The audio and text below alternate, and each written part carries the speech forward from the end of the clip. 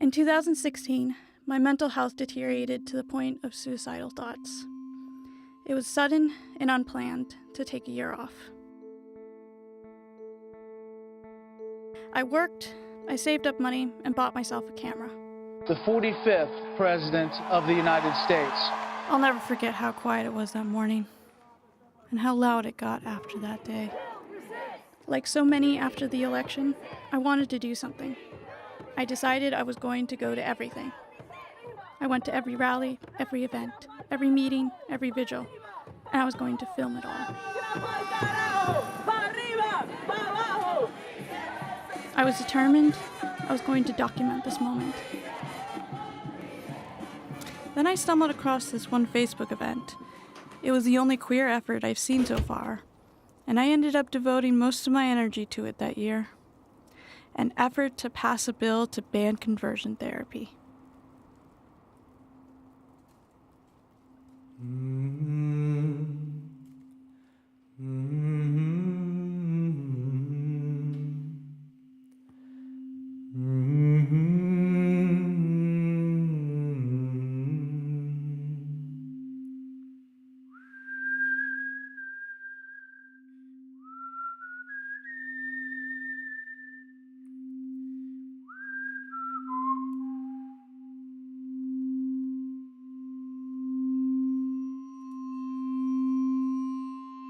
For those who don't know, conversion therapy, or sometimes called reparative therapy, is an attempt by a therapist to change a person's sexual orientation or gender ID, a practice we know is humiliating, harmful, and unnecessary.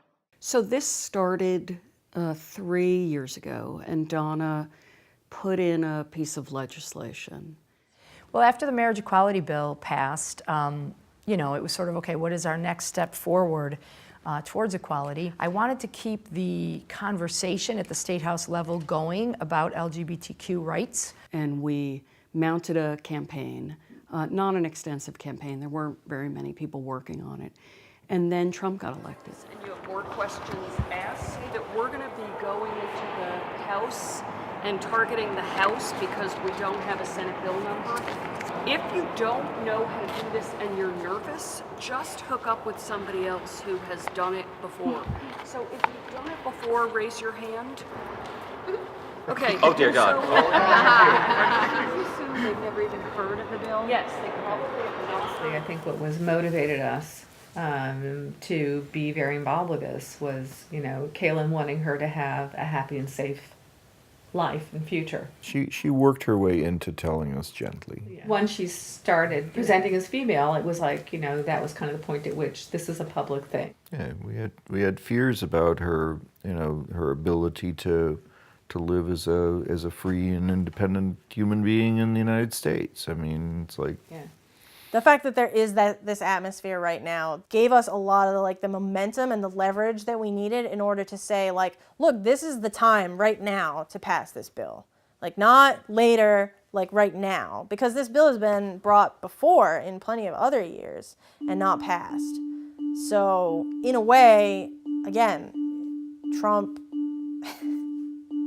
kind of, ironically, helped us out by, presenting a threat.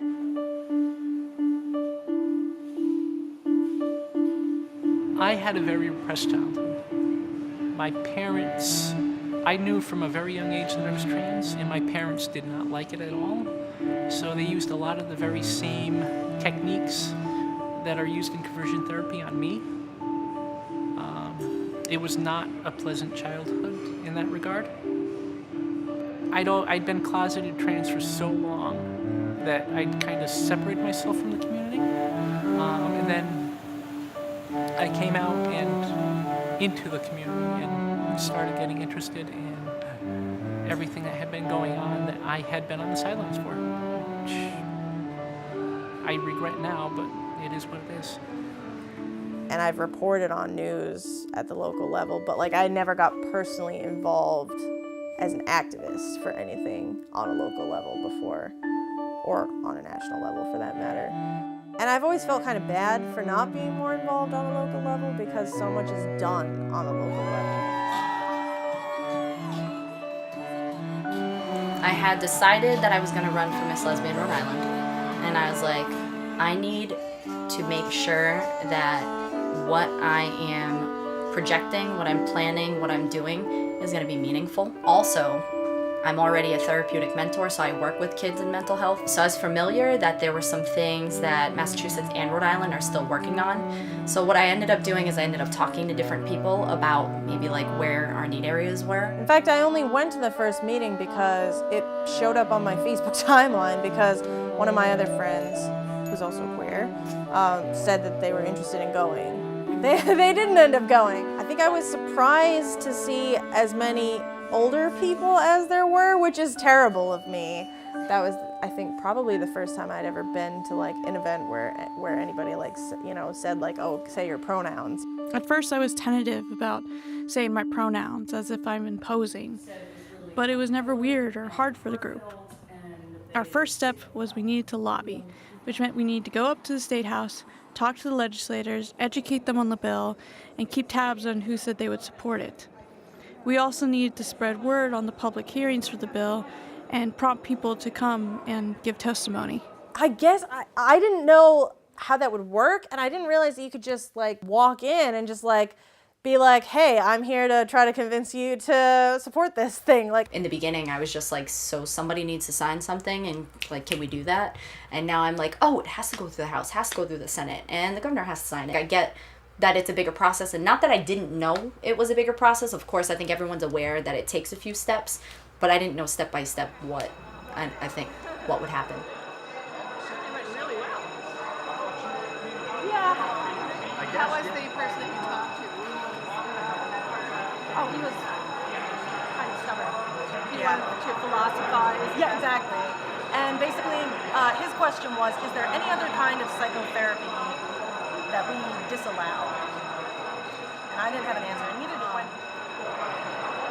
And you It couldn't seems like shake an it from, I know, it's like irrelevant question to me, but yeah, it's not about disallowing therapy, it's about protecting children from harm. and banning a discredited practice. Right, and there's statistics to back those things up. So, Boy, that's too bad. He looked like a reasonable fellow. I think I started realizing at that point that like I was thinking about it in the wrong way. It made me want to learn more about the process, how a group of people actually make something like this happen, and also having the opportunity to learn from people like Wendy, who have been doing this sort of thing for a really long time. Frankly, I think I had sort of maybe sort of an arrogant attitude in the beginning. I think it must be difficult to come forward and speak to strangers about something that's very personal and has, for many people who spoke, been hurtful. Sitting in the audience, I was like one of the last on the list. I was just sitting there with my paper, right, like, but I also sort of had this feeling of like, you know what, fuck it. My name is Kaylin Auer, and I'm a born and raised Rhode Islander. My mother is also a born and raised Rhode Islander, and yesterday I came out to her as transgender. And like a lot of young people who come out to their parents, I expected surprise or even confusion, but I hoped for acceptance. And like a lot of young people, that was not what I received. And so for some reason, like the word trans was just like really shocking, and she kind of overreacted, and she kind of was like, no, you're not. And it ended basically, my mom was like, I love you, I'll always love you, but... Senator Crowley. Thank you, Mr. Chairman. So let me understand this. You're 27 years old. Yes. And when did you discover that you were transgender? You never expressed this during your teenhood or to anyone or to your mother? Or... Being LGBTQ in any capacity is already an extremely personal and extremely difficult challenge. It doesn't matter what age you are, and children who are going through that process deserve the chance to go through that process without being made to feel like there's something wrong about that. It was a very strong moment for them. I felt proud to know them at that moment. Kaylin, speaking as your former teacher. Yes. You I have fond memories of you as a student in class, always bright, always asking inquisitive questions. But I thank you for sharing and articulating what is your voice, and I would encourage you to continue. I feel like I'm almost grading a paper here. But I'm very proud of you. Thank you. I want to shake your hand. Yeah, and it was hard to believe because my mom raised me to be very tolerant. You know, she always told us to be accepting of people who are different from us. So I thought maybe if I had this conversation with her and asked her to come to the testimony, maybe it would be a chance for her to sort of see some of what I was doing and be a part of it. And I was trying to impress upon her that, like, well, this is kind of important to me, you know, like more important than you seem to realize it is. Finally, on a somewhat different note, I am also a parent. And with all the education and training and experience that I have had, I want to tell you that it was extremely hard for me and for my wife to adjust when our youngest told us that they were transitioning to be our daughter. If I had been able to spare her that pain of the journey that she has gone through, I would have done it in a heartbeat. But I knew that it would only hurt her. And so we refrained, and we dealt with our feelings, and she is dramatically better for it.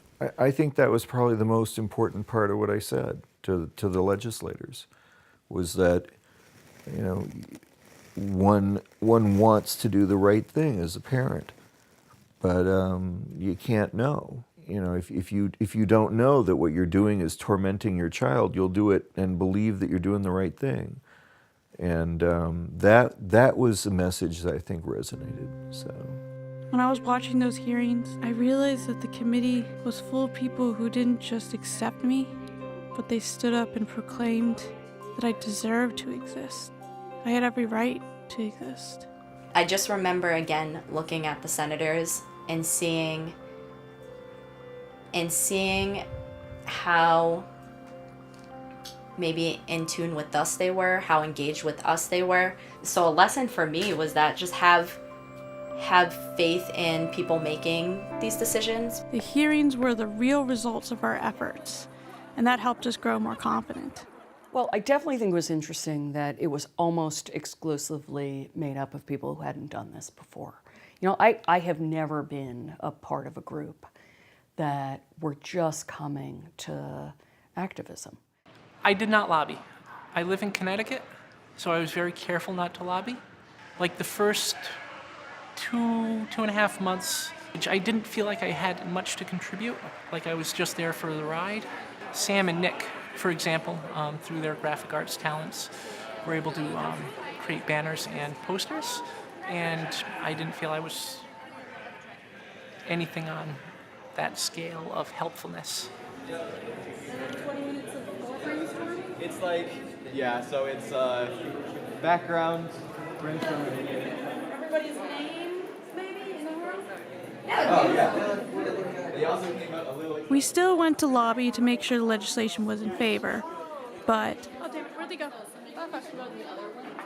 now our focus was getting the attention of each head of the assemblies, the House Speaker and the Senate President, to put the bill to a vote.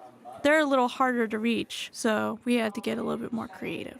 We had decided that at the time to do a combined lobby day / photo shoot in the Capitol Rotunda, and I offered my services as a photographer for that effort. This was really when I got active. I know it's a little weird to say, you know, despite being in the committee for almost half a year at that point, because I finally felt there's something I can do now. And I was nervous. Would I do a good job? Would I mess anything up on this day and waste my piece of the effort? When I got there, everything was better.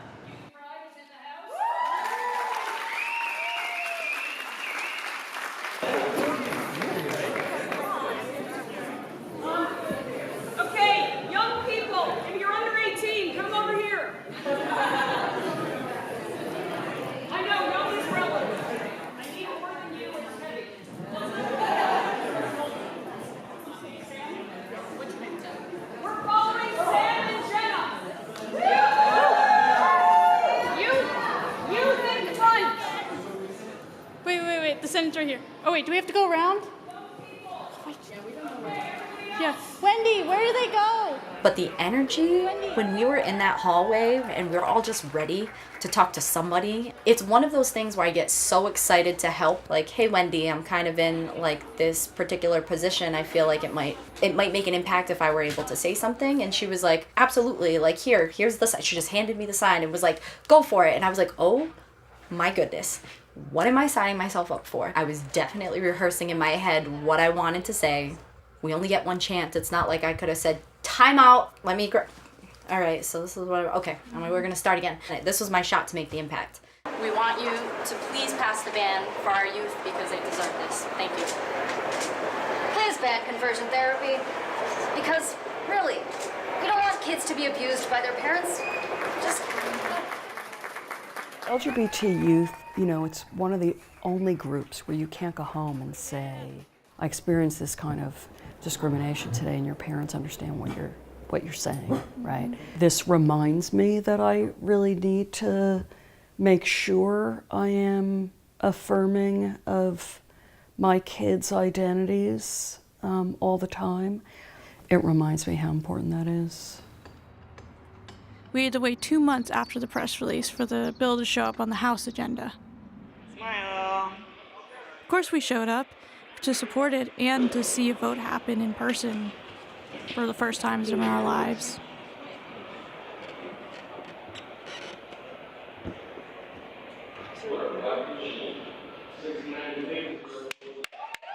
But that was just one side.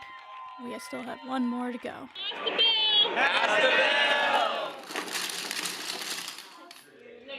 The end of June is when the government packs up, says our job is done, and they don't come back till January. We had to make one last push, and that was to scream at the Senate president to put it to a vote. It's gonna pass though, right? Or they're just gonna screw, We try again. Perfect. Want to see the best thing we made? yes. So good. Isn't it so good? So good. I know, I can't claim that I did it because I have no art talent, but a RISD grad artist, that's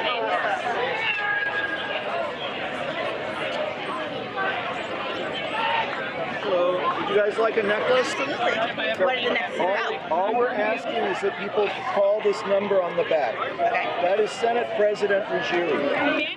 You can call the number on the back. Right now, it is not illegal to do conversion therapy on kids.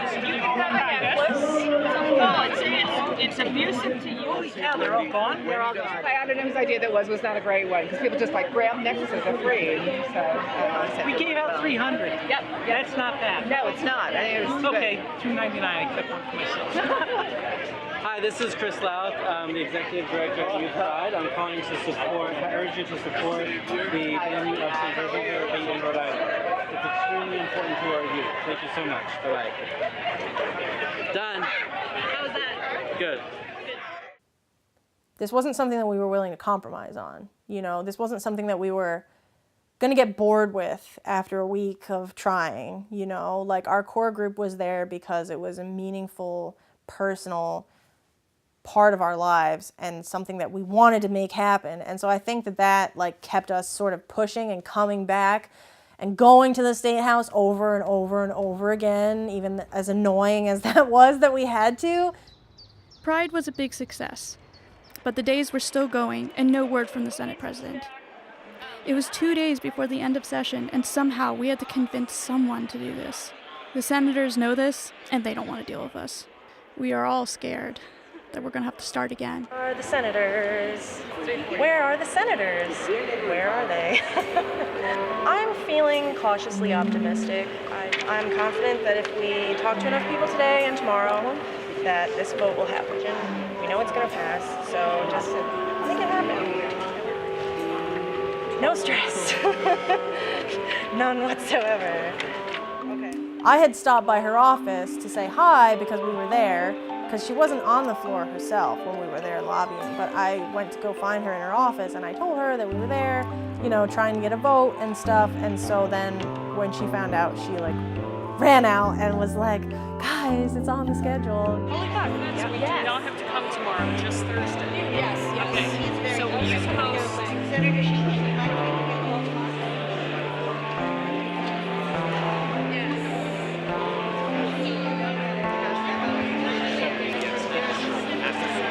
Okay, yeah, I'll see you on Thursday.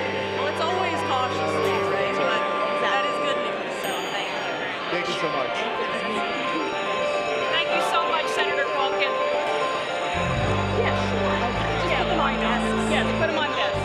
Put them on desks. Yeah, put them on desks.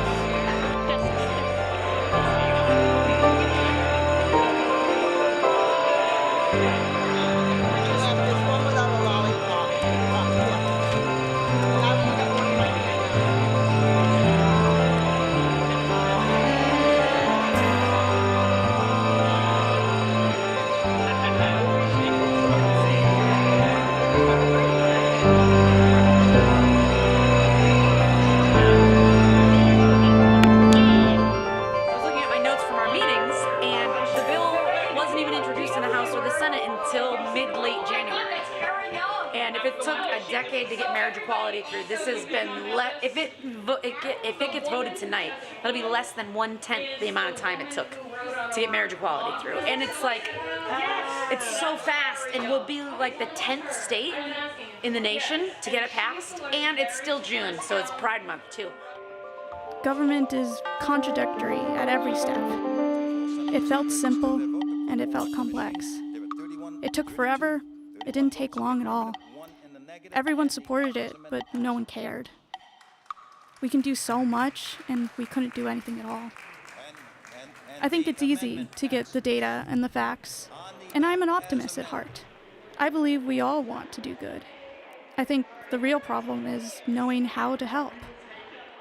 It goes to show you how we can have the most supported bill in the state and still nearly lose it all. And I am going to send you all home. I'll let you know when we're coming back. Have a good 4th of July. Tell all your colleagues. The House remains in recess. Desk is closed.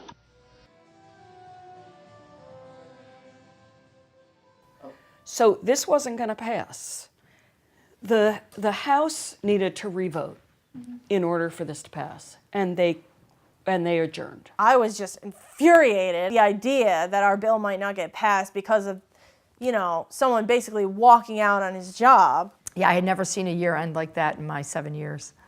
We were very lucky in that our friends in the Senate really cared about this enough to get the Senate to revote the House's language so that identical bills could be passed.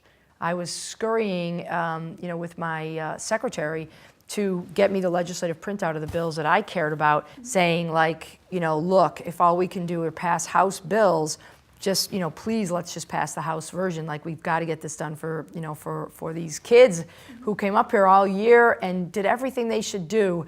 Was all of that hard work for naught? There were 29 votes in the affirmative, none in the negative, and the act passes.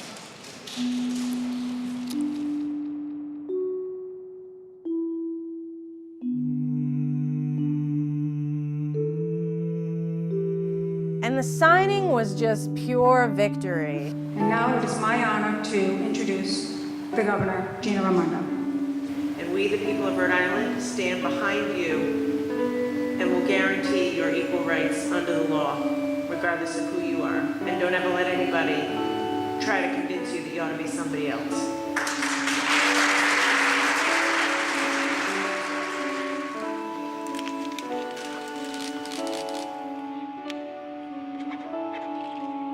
How about the last one to Wendy? Yes. Yes. Okay. We're just admiring our heroism. It looks like a passport to awesomeness. Oh, Mary, you made it! It was close, but it does. Oh, yeah, you made it. You okay, Walter? Yeah. You look like you're crying. What? You crying? No! It's because I'm crying. I know that I did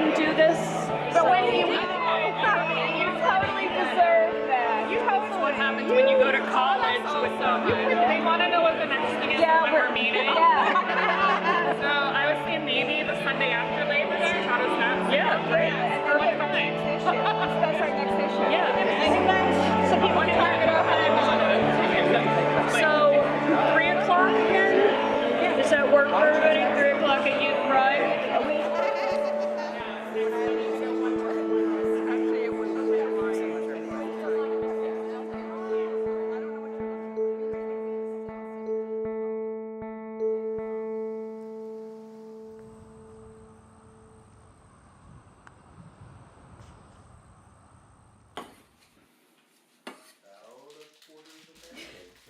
I think that this world is made better by a mutual caring and passion for each other, and I don't think that there's a difference between those two.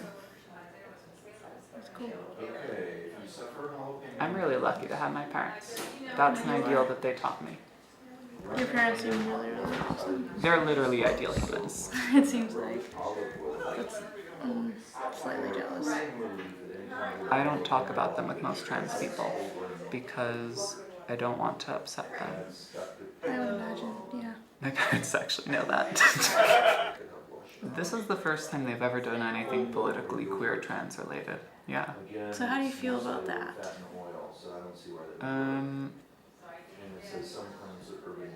Alright.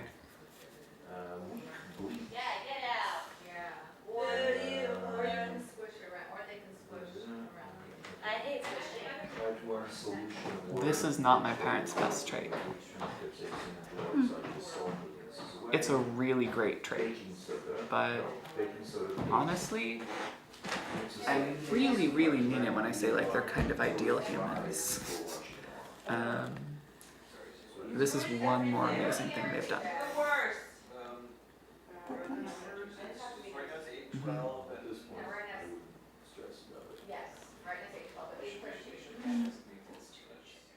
I think it's become a relationship with a daughter rather than, you know, a relationship with somebody who isn't quite my son. I think it certainly kind of ripened into more of a father-daughter relationship if there's a difference. You know, even though I said in my testimony, and I did genuinely believe that my mom would come around, I was still kind of grappling with the fact that, you know, I was still in this fight with my mom and still had no idea how that was going to turn out. Hopefully by sharing my painful experience, there's at least one last person, I hope, in the world who will have to experience something like that. And I'll probably never know if that's the case. You know, activism reduces your sense of being out of control and, you know, that life is uncontrollable, but I can only control myself. Doing something to guide not just my future, but to help guide other people's as well. Selene, your generation, we are passing the torch to you and your generation, and you know, as hard as we have all tried, there will still be a lot of work to do. It just strikes me how brave so many people have been, the things that this community have been through that I don't experience in my life, thank God, and I don't have to experience because that was already fought for by somebody else. I feel that, like, in a really strong way that I didn't really expect to. Like, for example, in school, I never, like, had a lot of school spirit. You know, I've never been the most patriotic. But, like, when it comes to the queer community and the history of it, I do get that feeling of, like, I'm part of this what I don't even know what to call it. I call it community because it seems like the best word, but community also doesn't quite, like, capture what I'm trying to say. Like, Why is your heart on your sleeve? Because everyone knows how I feel. I'm pretty open.